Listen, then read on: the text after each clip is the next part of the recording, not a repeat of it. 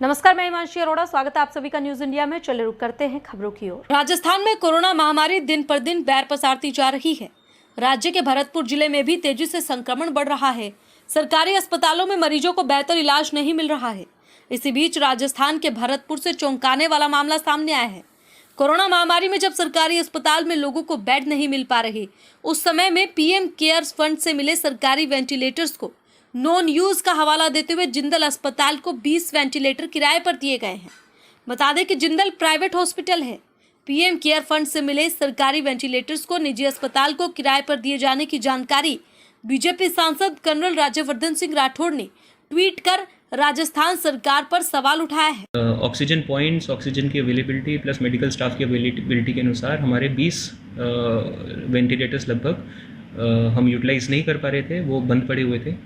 और क्योंकि वेंटिलेटर की मांग रहती है, तो क्योंकि उनका उपयोग मेडिकल कॉलेज और हमारे डिस्ट्रिक्ट हॉस्पिटल में आरबीएम में नहीं हो पा रहा था, तो हमने कॉन्शियस डिसीजन लिया कि अगर कोई प्राइवेट हॉस्पिटल वेंटिलेटर हमारा लेना चाहे तो ऑन कॉस्ट ले सकते हैं। और चलिए बढ़ते हैं अगली खबर की ओर। देश में किसानों का आंदोलन लंबे समय से चल रहा है। जहां एक तरफ किसान अपने हक के लिए सड़कों पर आंदोलन कर रहे हैं, वहीं दूसरी तरफ इस आंदोलन से जुड़ा एक शर्मसार कर देने वाला मामला सामने आया है। इस आंदोलन में कुछ आंदोलनकारियों ने पश्चिम बंगाल से आई युवती को अपनी हवस का शिकार बनाया।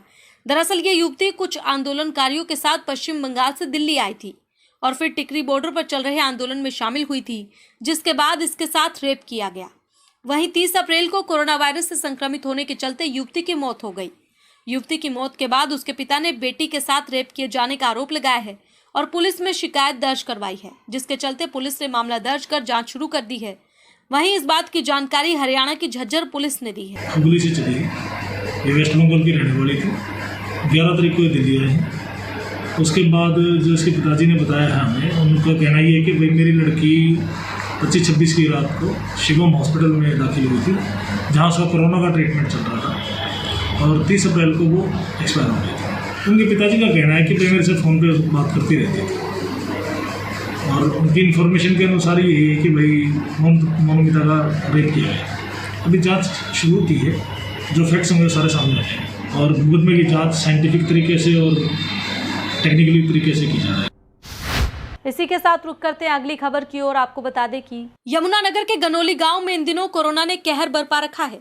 स्वास्थ्य विभाग के आंकड़ों के मुताबिक जिले के गनोली गांव में कोरोना से सबसे ज्यादा 27 मामले सामने आए हैं, जिनमें से एक संक्रमित कोरोना की मौत हो चुकी है।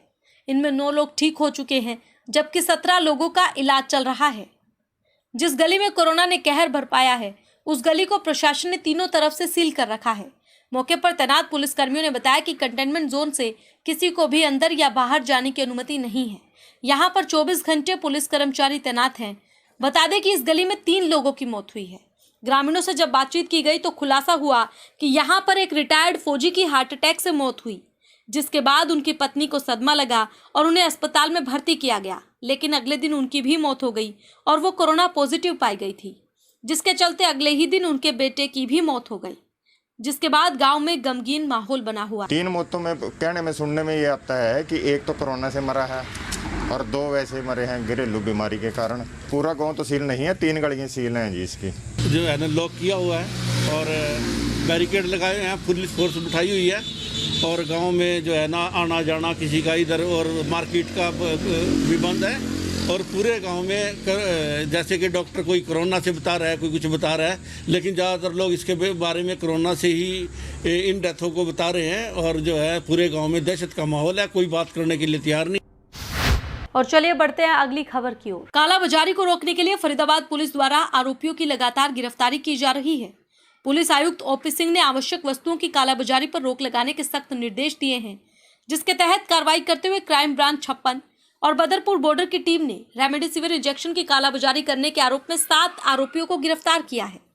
क्राइम ब्रांच 56 ने 4 आरोपियों संतोष, लवकुश, ओम प्रकाश और तपन को गिरफ्तार कर 16 इंजेक्शन बरामद किए। तो वहीं क्राइम ब्रांच बदरपुर बॉर्डर ने 3 आरोपियों भूपेंद्र, वीरेंद्र और पवन को गिरफ्तार कर उनके कब्जे से 4 इंजेक्शन बरामद किए हैं। एसीपी क्राइम जयबीर राठी ने बताया कि क्राइम ब्रांच को गुप्त सूत्रों से ये जानकारी मिली कि आरोपी प्राइवेट अस्पताल में स्टाफ नर्स की नौकरी करते हैं और वहां से इंजेक्शन चोरी करके 30,000 रुपए प्रति इंजेक्शन के हिसाब से बेच देते हैं। क्राइम ब्रांच 56 ने 4 आरोपियों को अनखीर और क्राइम ब्रांच बदरपुर बॉर्डर ने 3 आरोपियों को सेक्टर 16 से गिरफ्तार किया है। पुलिस टीम ने जब इन आरोपियों से इंजेक्शन बेचने का लाइसेंस मांगा तो वो कोई भी दस्तावेज प्रस्तुत नहीं कर सके, जिसके चलते तीनों आरोपियों को गिरफ्तार किया गया। कल हमने हमारी सीआईए बोर्ड और सीआईए 56 ने मिलकर कुल 7 आरोपी पकड़े गए हैं, जिनसे टोटल 10 इंजेक्शन हमारे को बरामद हुए हैं। इनकी मोडस ऑपरेंडी थी, ये फार्मासिस्ट हैं, हॉस्पिटल में ही काम करते थे। हॉस्पिटल में जो बंदा डिस्चार्ज हो जाता है उनका जो भी इंजेक्शन है 1 बच गया 2 बच गए, ये इनको अपने पास रख लेते थे और प्रिजन को जल्दी रहती अपने पेशेंट ले जाने की, वो अपना पेशेंट ले जाए, उनसे बचा के इन्होंने ऐसे इकट्ठे करे। एक आदमी जो जिससे 4 बरामद करे वो हॉस्पिटल में, वो भी फार्मासिस्ट है, उसने ये कहा मेरे परिजनों को ये इंजेक्शन चाहिए, उसने 4 इंजेक्शन वहाँ से ले लिए, लेकिन आगे ब्लैक करने के लिए दूसरे को भेज दिया। इसी के साथ रुक करते हैं अगली खबर की ओर। आपको बता दें कि कोरोना महामारी के बढ़ते प्रकोप के चलते जहां एक ओर सरकार ने लॉकडाउन बढ़ाकर 17 तारीख तक कर दिया है, वहीं दूसरी ओर कुछ दुकानदार अपनी मनमानी करने से बाज नहीं आ रहे। ये दुकानदार अपने चंद पैसों के फायदे के लिए बाकी लोगों की जान भी खतरे में डाल रहे हैं। हालांकि ऐसे दुकानदारों पर जिला प्रशासन की नजर बनी हुई है, लेकिन आप तस्वीरों में साफ साफ देख सकते हैं कि कैसे दुकानदार अपनी दुकान के अंदर ग्राहकों को बुलाकर सामान बेच रहे हैं। ऐसे में प्रशासन को और सख्ती बरतने की जरूरत है। इस वक्त की खबर रोहतक से आ रही है। बता दें कि कोरोना महामारी के इस दौर में सभी असामाजिक संगठन और सामाजिक संस्थाएं लोगों को बचाने में जुटी हुई हैं। वहीं रोहतक के गुलाब रेवड़ी चौक के नजदीक Shri Mahavir Jain charitable trust registered की तरफ से लोगों को अपनी इम्यूनिटी बूस्ट करने के लिए निःशुल्क काढ़ा पिलाया जा रहा है। श्री महावीर जैन चैरिटेबल ट्रस्ट के प्रधान राजेश जैन ने बताया कि रोहतक प्रशासन की तरफ से दिए गए दिशा निर्देशों के अनुसार ही सभी गाइडलाइंस का पालन करते हुए लोगों के शरीर में इम्यूनिटी को बढ़ाने के लिए देसी काढ़ा पिलाया जा रहा है। श्री महावीर जैन चैरिटेबल ट्रस्ट की ओर से यहाँ पर काढ़ा पिलाया जाता है, जो कि हमारी इम्यूनिटी को बूस्ट करता है, रोग प्रतिरोधक क्षमता को बढ़ाता है और देसी इलाज है, कोई इसका साइड इफ़ेक्ट नहीं है। बड़े ही प्रेम भाव के साथ यहाँ पर पिलाया जाता है और ये काढ़ा बिल्कुल निःशुल्क है। सभी से अपील करना चाहता हूँ, जो जहाँ है वहाँ रहे, सोशल डिस्टेंसिंग का पालन करें, सरकार की जैसी भी हिदायतें हैं उस पर चलें। इसी में आपकी भलाई है और हमारी भलाई है। महावीर जैन चैरिटेबल ट्रस्ट द्वारा बड़े बाज़ार गुलाब रेवड़ी चौक के पास में महावीर जैन चैरिटेबल डिस्पेंसरी चलाई जा रही है हमारी, और उसमें जब से कोरोना महामारी के रूप में फैल रहा है, हमारे द्वारा काढ़ा यहाँ पर शाम को प्रतिदिन 5 से 6 बजे सोशल डिस्टेंसिंग का नियम उसका ध्यान रखते हुए काढ़ा फ्री पिलाया जा रहा है, जिसके अंदर गिलोय, नीम, मीठी नीम, तुलसी, पिसी हुई सौंठ, लौंग, काली मिर्च, मुलैठी इत्यादि, तुलसी, इतनी बहुत सारी चीज़ें डाली जा रही हैं जो कोरोना महामारी से भी बचाव करती है, इम्यूनिटी बूस्ट करती है और गले में जो इन्फेक्शन आता है, कंजक्शन होती है, उसकी भी ये रोकथाम करता है काढ़ा। इसी के साथ रुक करते हैं अगली खबर की।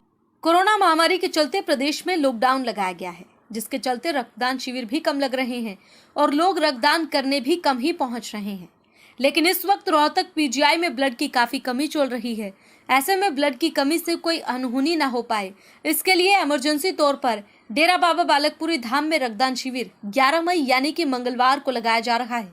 न्यूज इंडिया सभी दर्शकों से ये अपील करता है कि रोहतक में ओल्ड ITI के नजदीक बाबा बालकपुरी धाम में ज्यादा से ज्यादा संख्या में पहुंचे और रक्तदान करें और इस जरूरी सूचना को ज्यादा से ज्यादा लोगों तक पहुंचाएं, ताकि रक्तदान करने ज्यादा लोग बाबा बालकपुरी धाम पहुंचे और उनके द्वारा किए रक्तदान से बहुत से लोगों की जिंदगी बचाई जा सके। फिलहाल इस बुलेटिन में इतना ही। बाकी की तमाम खबरों के लिए आप देखते रहे न्यूज इंडिया। नमस्कार।